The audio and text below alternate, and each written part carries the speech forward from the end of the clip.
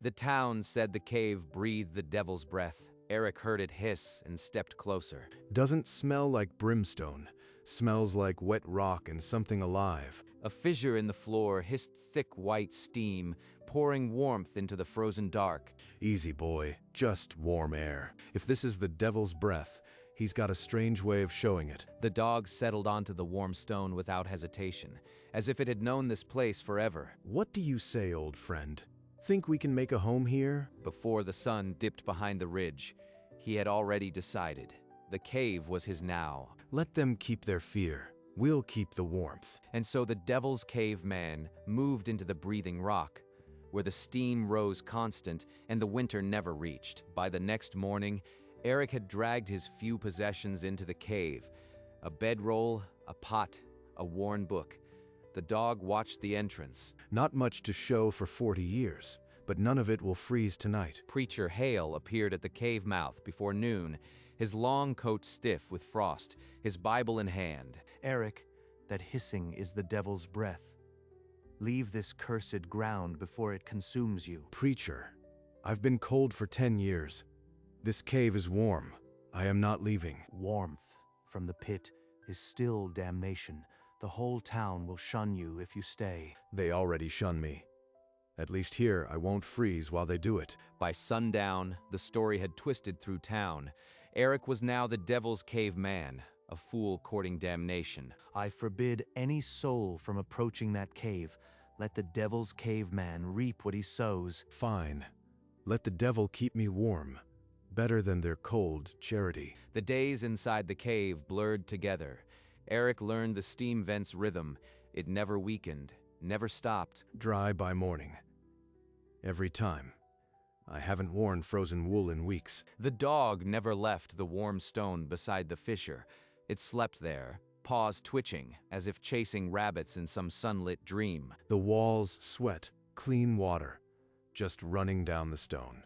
I could fill a cup every hour. In a rocky crevice just far enough from the vent's blast, the soil stayed damp and warm. Eric tucked a few shriveled seeds into the earth. They're growing. In the middle of winter, I am growing greens inside a cursed cave. He learned to set his pot on a flat stone near the vent, where the rock stayed hot enough to simmer a stew without a spark of fire. No smoke, no ash, no chopping frozen wood, and the stew's actually hot. The town says this place is cursed, but it's the first place that's ever felt like home. Outside, the snow piled deeper. Inside, the steam rose constant, and the Devil's Cave man had never slept so warm in his life. The first deep snow found the settlement unprepared. Men hacked at green pine, chimneys coughed wet smoke. Harlow, a woodsman with more calluses than sermons, decided to see if the Devil's Cave man still drew breath. He stopped at the cave mouth, axe resting on his shoulder, where steam rolled into the bitter cold. Eric, you alive in there? Or has the devil taken your lungs? Alive. The devil brought tea. Come in if you are not here to preach. Harlow stepped inside, and the heat hit him like a summer noon. The dog lay on warm stone, tail wagging once. This is just warm rock. You've been living like a king while we freeze. I didn't ask anyone to freeze. But if the preacher hears, he'll try to burn the cave with me in it. Harlow returned to town. He told them Eric lived and the cave was odd, not hellish. The fear did not fade. So they'll keep their distance, and I'll keep my warmth. By January, the settlement's woodpiles were gone. Men burned green logs and coughed through the night. The snow deepened until the cave mouth across the valley seemed unreachable. The Devil's Cave man has cursed us. That steaming maw is pulling winter down upon our roofs. In the cave, Eric pulled a handful of tender greens from the warm crevice and ate them raw. Fresh greens in the dead of winter. If that's a curse, I'll take it. He hung strips of fish from a cord above the vent, and the steam dried them by evening. A full belly and a dry coat, old friend. We've outsmarted winter.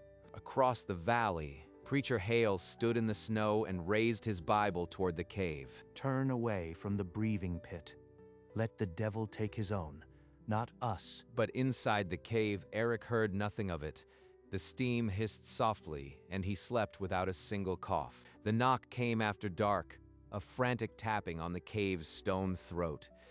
A woman's voice followed, thin with cold and terror. Eric pulled aside the frost curtain and found a woman clutching a child whose lips were blue. Get inside, both of you. The child first. Lay the child on the warm stone, right beside the vent. The heat will pull the cold out of her. The mother obeyed, and within minutes the child's shivering eased, replaced by steady, warm breaths. Another soul the preacher would have let freeze for fear of a warm stone. The woman wept thanks, but Eric only shook his head and handed her a cup of broth heated by the steam. Stay until dawn. Then go back, and don't tell anyone what you found here.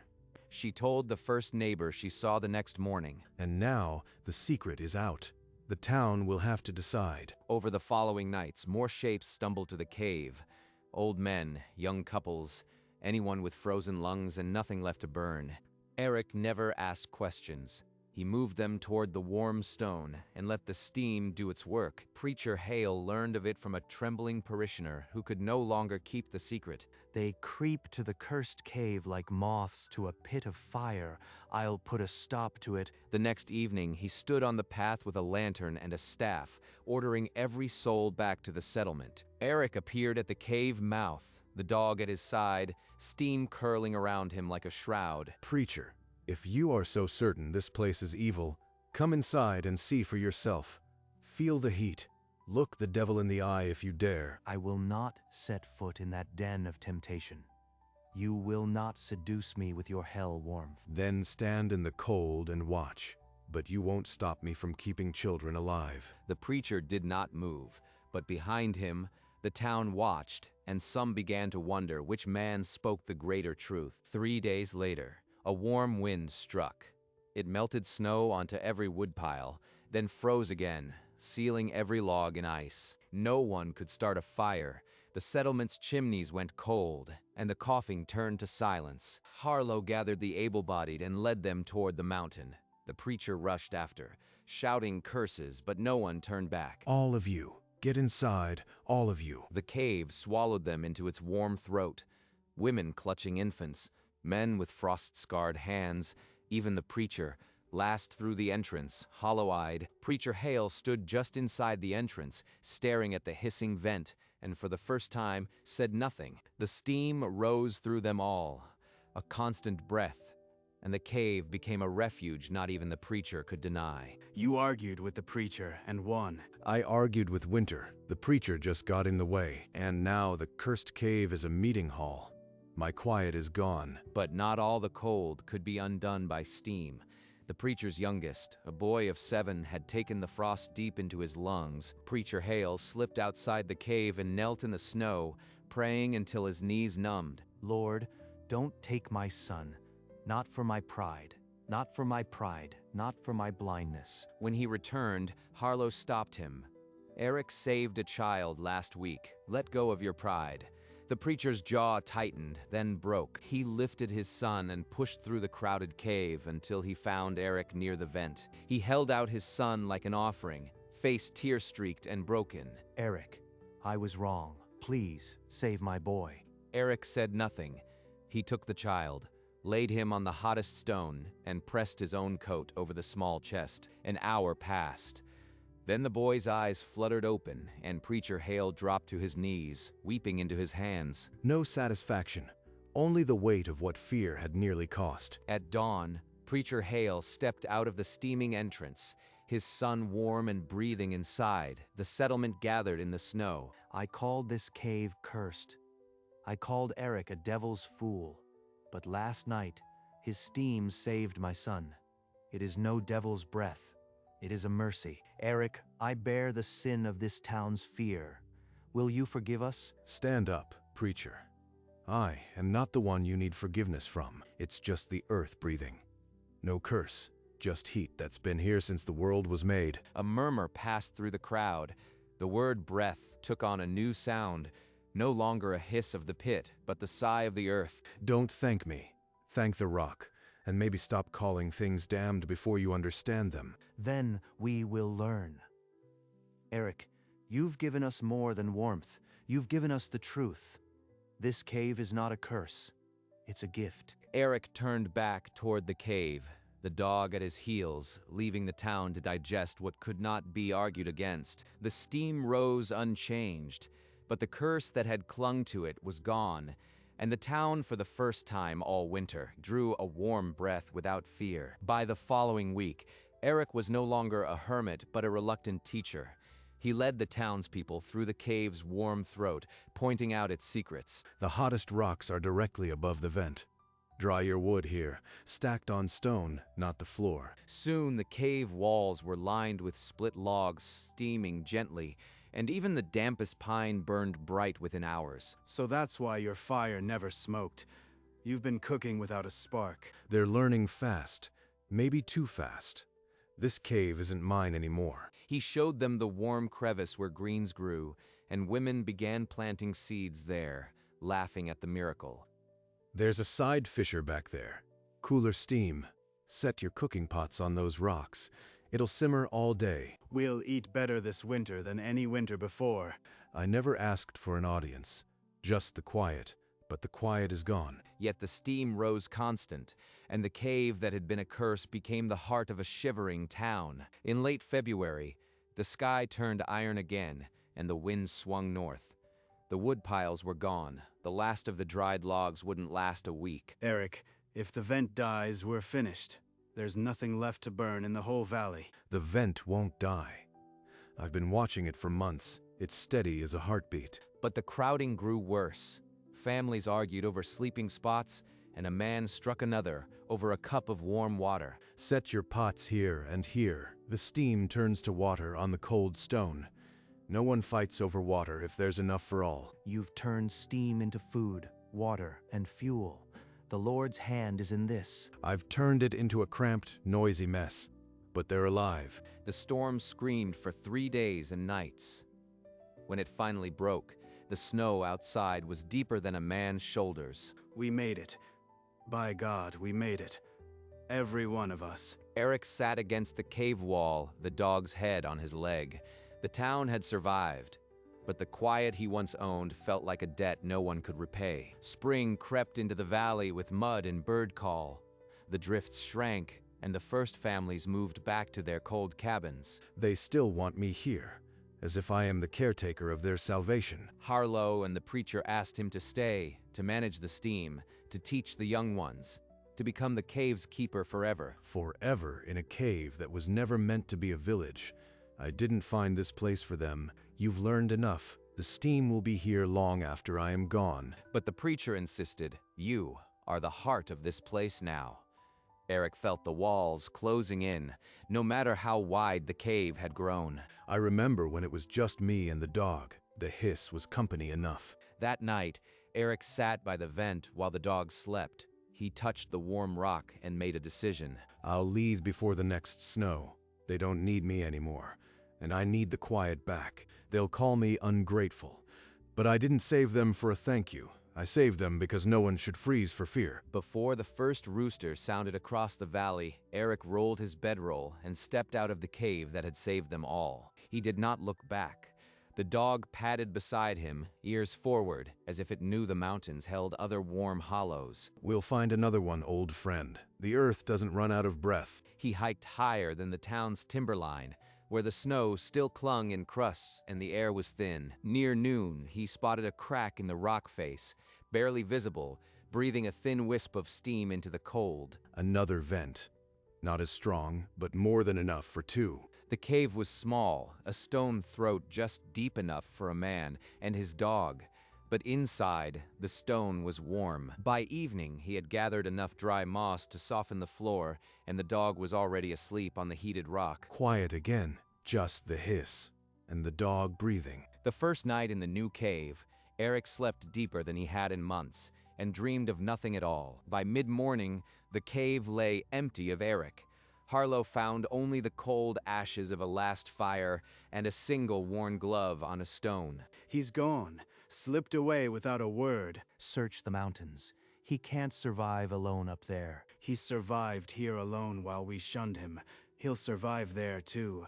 We have to survive without him. Over the summer, the cave changed. Men built wooden benches and a door. and the steam rose through a chimney pipe. The town they called Steam's Rest learned to dry wood, grow greens, and gather water from the stone, just as Eric had shown them. Harlow carved a plaque from a thick pine slab and hung it beside the entrance. The words were simple: "The earth breathes here." He didn't save us to become our master.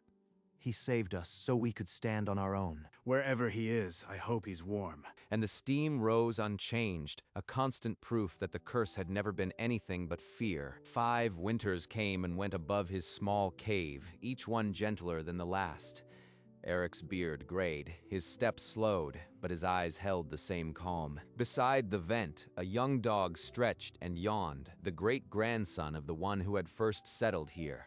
You've got your grandsire's ears. The world below has forgotten this place, just as I wanted. He spent his days reading the same tattered book, listening to the hiss that had become his only companion.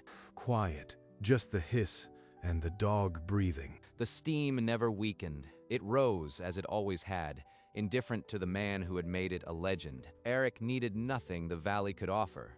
He had warmth, water, and a loyal dog. The curse was a forgotten sermon. They'll never know how easy it was. Just let the earth breathe. And in his high cave, Eric settled deeper into the silence that he had fought so hard to keep. On a clear autumn morning, a young traveler stumbled upon a wisp of steam rising from a hidden cleft. A dog barked once, then stilled. Come in. There's warm stone for your boots and greens for your belly. The traveler sat on the heated rock, bewildered by the green shoots growing from the stone and the pot simmering without a fire. You've heard the story, haven't you? The cursed cave, the devil's breath, the man who lived in it. The curse was just heat from the earth, no devil. Only warmth that had been there for 10,000 years. He told the whole story. The whispers, the frozen wood, the preacher's tears, and the quiet he found hiding in plain sight. They feared the hiss. It was only the earth breathing. The real curse was fear. That's what nearly froze them, not the steam. The traveler said nothing, but his eyes were bright with the weight of a story that would not stay buried. Take the story with you. Let the world know the devil's breath was never anything but the earth trying to keep us alive. The traveler stayed one night.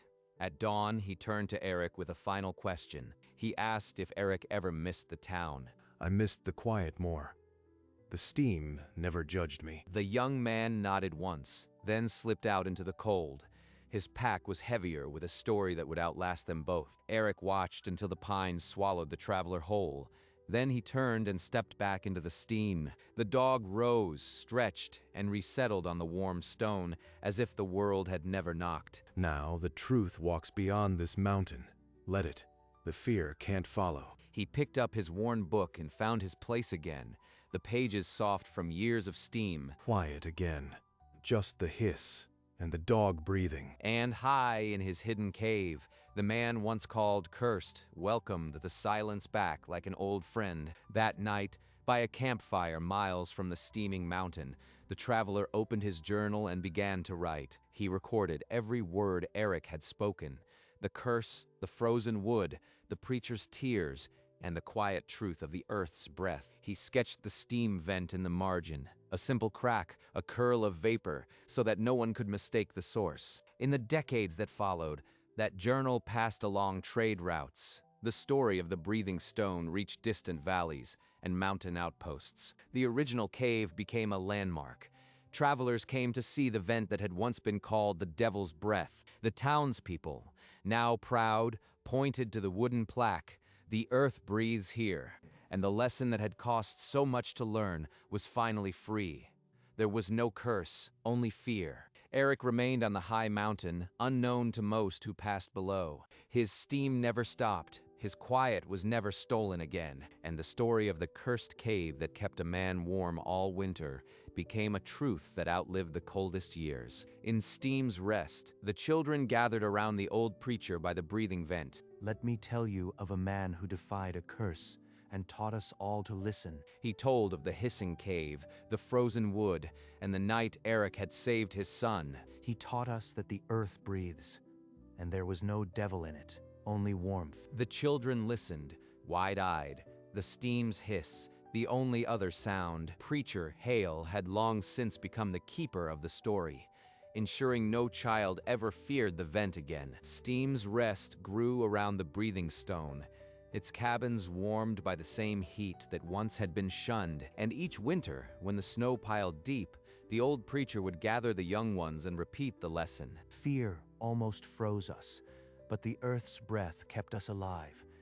Remember that. And the steam rose unchanged, a constant proof that the curse had never been anything but fear. Generation after generation, the descendants of Eric's first dog curled beside the steaming vent. They slept in the same warmth, their paws twitching, their breath merged with the earth's. The steam never stopped.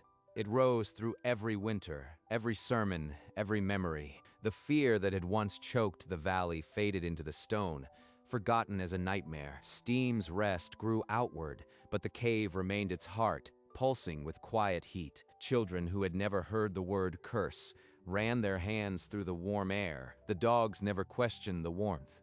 They simply rested where the earth breathed. The preacher's story became a bedtime tale, and the hiss became a lullaby. On winter nights, the steam rose into the starlight, a visible proof of something that had outlasted fear. The cave that had been called cursed was now simply home, warm and eternal, breathing through the ages. The winter snows returned to the valley, as they had for 1,000 years. But the curse no longer held. The steam rose constant, and fear had lost its grip. Steam's Rest thrived around the breathing stone, its children growing with the hiss as their lullaby. And high above, in a cleft known only to the pines, an old man sat beside his small vent, content. He never looked down. He only listened to the steady breath and the dog's soft snoring. The earth had taught him the simplest truth, that warmth was not a devil's trick, but a gift. The steam rose into the starlight, night after night, a visible proof that fear had no teeth. And the story of the cursed cave passed into legend, a tale of how one man listened where others only heard a hiss. But the steam itself needed no story. It rose, warm and eternal, indifferent to the words. The curse was never a curse. The only curse was fear. And the steam that rose from the cave, he claimed, kept them warm long after the devil was forgotten.